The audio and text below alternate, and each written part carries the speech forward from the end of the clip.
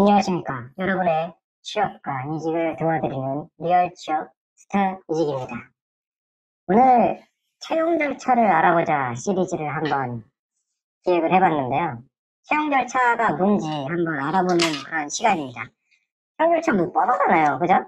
인적성, 뭐 서류 전형, 면접 1차, 면접 2차. 빡세게 보는 데는 면접을 심지어 10번까지 보는 데도 있어요. 전략 컨설팅 이런 데는. 자, 근데 이제 보통은 대부분 우리가 원하는 기업들은 뭐 대기업이나 이런 데들은 1차를 서류로 시작을 합니다. 그럼 대체 왜 그럴까? 왜냐면은 이들의 의도를 알아야지 우리가 대응을 적절하게 할 수가 있어요. 그래서 결론적으로 말씀을 드리면 거긴 뭐예요? 그냥 1차적으로 인적성하고 면접 볼 사람들을 줄여가지고 비용 절감을 하겠다는 거예요. 예전에 제가 이제 영상에서 말씀을 드렸던 MBTI로 이제 사람을 걸러내는 방식 되게 신박하고 여러 사람들한테 욕을 많이 먹었지만 그게 뭐 하는 짓이냐라는 식으로 어쨌든 그것도 하나의 걸러내는 방식이거든요. 이게 왜냐면 비용 절감이다. 왜 비용 절감이냐 잘 모르잖아요. 이제 신입분들은 전혀 그런 감이 없으실 테니까 이제 회사에 있으면 비용이 굉장히 민감해요. 특히 지금같이 이제 불황이 찾아오고 있다 하면은 점점 더 민감해져요. 특수하게 민감하지 않은 업종들도 간혹 있긴 한데, 뭐 불황형 사업이라든지, 뭐 이런 쪽은 좀 덜한 편이긴 한데, 그럼에도 불구하고 비용은 어떤 회사에나 굉장히 민감한 이슈예요. 왜냐면 회사는 결국에는 돈 벌기 위한 조직이니까. 근데 인적성 같은 경우에는 보통 외부 업체에다가 외주를 줘요. 게다가 이제 외부 업체들이 이제 어떤 전문성이 있는 거냐면, 그러니까 인적성은 심리하시는 분들이 이제 막 전문가들이 붙어가지고 만들어내게 되는데, 그런 분들한테, 그런 분들을 뭐 예를 들면 회사가 뭐 제조업이야. 반도체 만들어. 아니면 뭐 휴대폰 만들어. 이러는 데가 뭐 그런 심리학자들을 고용할 이유가 없잖아요. 막, 그것도 막 엄청 막 교수 막 이런 사람들 비쌀 거 아니에요.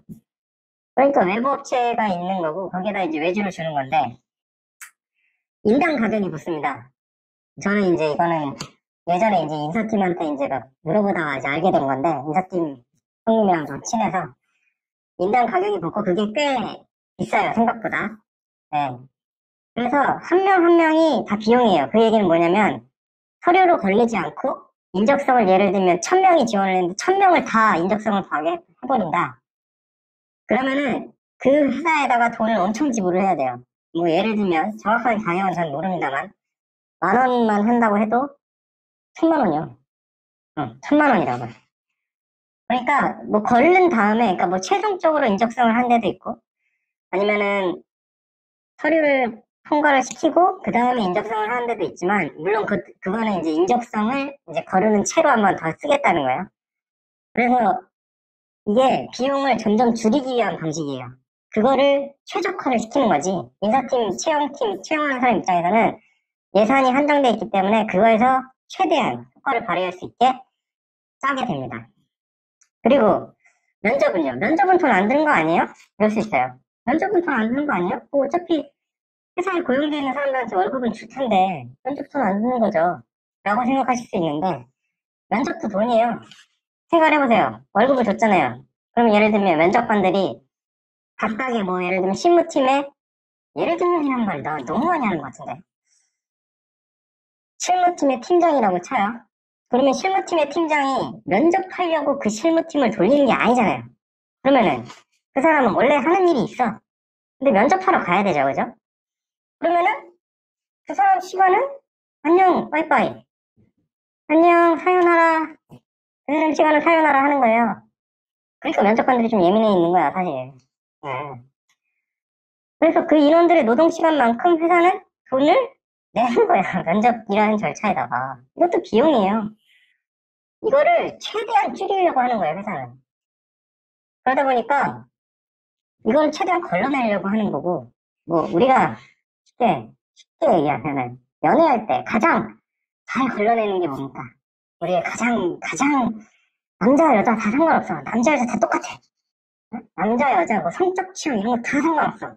뭐가 제일 중요해요? 얼굴.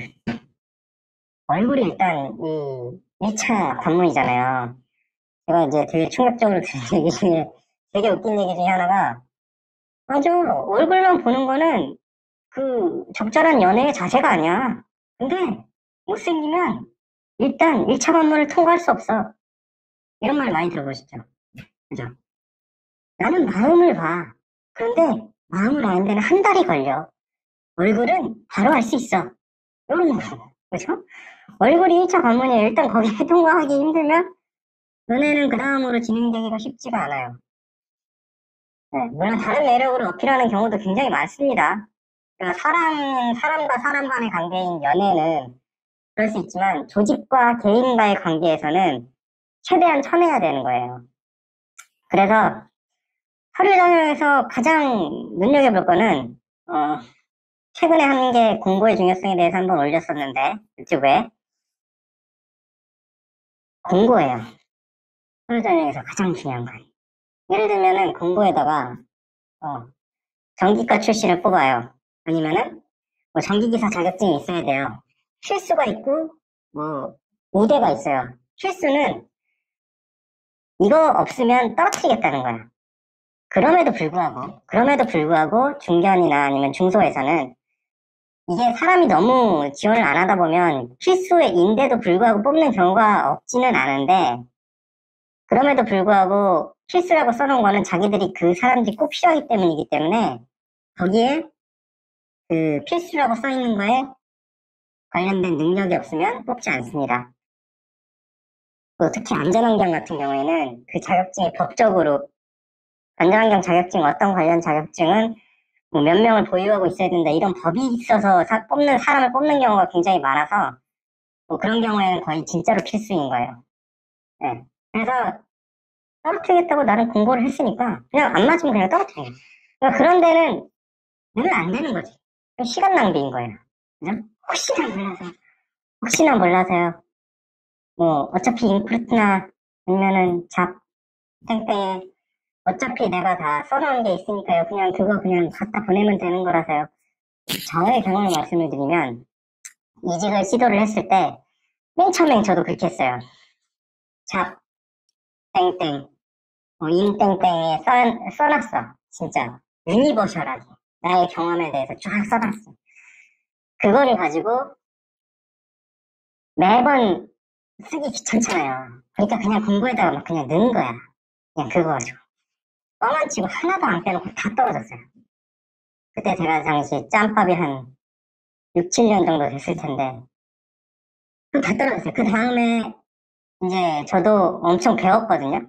그 어떻게 표현을 해야 되는지 글을 어떻게 표현을 해야 되고 나를 어떻게 어필을 해야 되는지를 엄청 배웠어요. 그 다음에 회사에 맞춰가지고 다 다르게 썼어요. 그렇게 했더니 면접 보라고 오는 경우가 굉장히 많이 늘어났어요. 진짜. 그래서 여기서 알 수 있는 거는 글을 또 너무 못 써도 또 떨어져요. 서류는. 글은 사람의 얼굴이다. 이런 말이 있는데 저는 이 말을 100% 믿지는 않아요. 글을 그지같이 못 써도 그리고 뭐 자기 표현이 좀 서툴러도 일을 겁나 잘할 수 있어. 예를 들면 영접사가 필요해. 영접사가 필요한데 이 사람이 말을 되게 못해. 근데 용접을 예술로 하는 거야. 제가 자꾸 용접을 예로 드는 거는 용접을 해봤는데 그때 너무 심하게 안 돼가지고 충격을 좀 받았어요. 그때. 아니 무슨 용접이 되는 게 아니고 이렇게 찡 했는데 여기에 물방울같이 이렇게 금속이 이렇게 맺힌 다음에 그냥 뭐 그러니까 붙지도 않아. 난 되게 쉬울 거라고 생각하고 이렇게 용접봉이랑 이렇게 했는데 택도 안 되니까 내가 너무 어이가 없더라고요 그때. 아무튼 그게 뭐 그것도 되게 어려운 용접도 아니고 되게 쉬운 용접이었어. 그래가지고 그 용접하던 친구가 저한테 이거 한번 해보라고 줬던 건데 진짜 너무 안 되더라고. 그래서 좀 충격적이었고 왜냐면 저 웬만한 건 다 할 수 있거든요. 페인트 칠, 타일 별거 다 해봤어요. 뭐 그런 걸 다 해봤는데 용접은 도저히 안 돼서 용접을 잡고 기울을 드는 점 좀 양해를 부탁을 드리고요. 예를 들면 용접공인데 용접은 진짜 기깔나게 잘해. 진짜 예쁘게 잘하는데 말을 못할 수도 있는 거잖아요. 글을 못 쓸 수도 있는 거고. 근데 그런 사람들을 못 뽑으면 회사 입장에서는 손해예요, 당연히. 그죠? 그래서 이제 제가 사실 양심의 안거리이고 저는 특히나 팩트 기반으로 무조건 팩트 기반으로 쓰기 때문에 취업 이직 컨설팅을 합니다. 왜냐면은 이 사람이 분명히 능력이 있을 텐데, 그 서류를 작성하는 능력이나 아니면 말하는 능력, 이런 것들 때문에 떨어지는 거는 되게 그 조직에도 손해이기 때문에, 그죠? 뭐 그렇게 해서 이제 붙으신 분들도 좀 있고. 그런데 왜 조직은 그 리스크를 생각을 하면서도 글을 못 쓰면 떨어뜨리냐? 회사가 뭐예요? 조직이죠. 조직에서 솔직히 얘기하면 한 5명 이상만 되면 저는 솔직히 5명 이상이 되면은 의사소통 채널 수가 필요한 게 2분의 n-1이에요. 그러니까 2명이면 한 개죠, 채널이. 3명이면 갑자기 이게 3개로 늘어나요. 그죠? 4명이면 4 곱하기 3 나누기 2니까 6개로 늘어나요. 그쪽이 4명이면 6개로 늘어난다. 이거 한번 그려보세요. 이렇게 쫙쫙쫙 해가지고 그려보시면 6개예요. 의사소통 채널이 그렇게 많아진다고. 5명만 돼도 이게 뭐 말로 이거를 뭘 전달을 하고 뭐 이거 했니 안 했니 이렇게 얘기하는 게 되게 힘들어지는 거야. 그럼 뭘로 해야 돼요? 글. 그죠? 글은 또 장점이 뭐예요? 말은 날라가요. 휙 하고 없어진다고. 글은 남아있어요. 그래서 회사에는 항상 보고서라는 게 존재해요. 회사뿐만 아니고 조직이라는, 인간이 모인 조직이라는 곳에는 다 보고서라는 게 항상 존재를 해요. 어떤 직군도 피할 수 없어요. 심지어 하물며 현장직도 보고서를 씁니다. 예를 들면 작업 계획서, 뭐 작업 결과서 이런 것들이 있어요. 다 작업을 몇 명이 할 거고요, 몇 시부터 할 거고요, 뭐 안전 장구는 뭘 갖출 거고요, 이런 것들이 다 있어요. 저는 회사를 다녀봤는데 그것도 본 적이 있고 저도 이제 그걸 한 적이 있으니까 결국에는 그 글을 쓸 수밖에 없어요. 근데 예를 들면 작업 계획서를 쓰는데 글을 도저히 내가 알아볼 수 없게 쓰는 거야. 아니 도대체 그래서 몇 명이 썼다는 거야? 물론 그렇다고 해서 이렇게, 그래서 그걸 방지하기 위해서 표를 그리기도 하고 거기에 막 설명을 쓰기도 하고 담당자가 다시 쓰세요 막 하기도 하는데, 다시 쓰세요 하기 전에 일단은 글을 좀 쓸 수 있으면은 굳이 이렇게 막 설명을 안 해도 되잖아요. 설명하는 것도 이제 회사 입장에서는 돈을 쓰는 거라고 생각을 하니까. 그리고 뭐 하다못해 뭐 작업 결과를 문자로 보고를 할 수도 있는 거고요. 아 여기를 지금 뭐 장비를 설치를 하려고 했는데 어떤 문제가 생겼습니다. 이걸 논리적으로 좀 설명을 하면 이해하기가 쉽잖아요. 카톡으로 딱 봤을 때 이게 문제 생겼구나. 잠깐만, 그러면 내가 뭐 설비팀한테 전화를 해가지고 다른 장비를 좀 좀 지원해달라고 얘기를 할게. 이렇게 팀장이 판단을 할 수 있는 거고, 아니면 메일로 보고를 할 수도 있는 거고요. 그래서 이 모든 게 결국에는 글로 기결이 돼요. 물론 이제 사무직이면 더 빡세죠. PPT로 만들 수도 있고, 엑셀을 다시 보여주는데 진짜 논리적으로 기깔나게 만들 수도 있고. 그래서 글을 되게 잘 써야 돼요. 진짜 중요해요. 회사 생활하는 데 있어서 글 쓰는 능력은 굉장히 중요해요. 글 쓰는 능력 하나만으로 먹고 사는 분들도 있어요. 회사에서. 이제 서류 전형의 의미를 아시겠습니까? 이게 그냥 괜히 하는 게 아니에요. 이게 적을 알고 나를 알면 100번을 써도 이틀롭지 않다. 지피지기면 백전불타다. 내가 이거를 백전불패로 알고 있었어. 내가 이거를 20년 넘게 백전불패로 알고 있었다고. 근데 백전불패. 사람은 끝까지 배워야 돼요, 진짜. 아무튼 회사 조직의 의도를 알고 대응을 하시는데 좀 도움이 되시기 바랍니다. 오늘 영상도 도움이 되셨다면 구독과 좋아요, 그리고 댓글로 질문 같은 거 남겨주시고, 아니면 코멘트, 야 개소리 하지마, 그것도 괜찮아요. 아니면 뭐 이거는 좀 네가 얘기하는 건 이건 좀 틀린 것 같은데, 이런 얘기도 괜찮아요. 그럼 저는 공부를 하게 되는 거니까 뭐 그런 댓글이라도 좋습니다.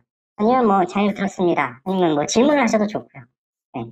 그러면은 이렇게 많이 얘기를 해주시면 즐거운 마음으로 더 많은 영상을 만들 수 있을 것 같으니까 부탁드립니다. 감사합니다.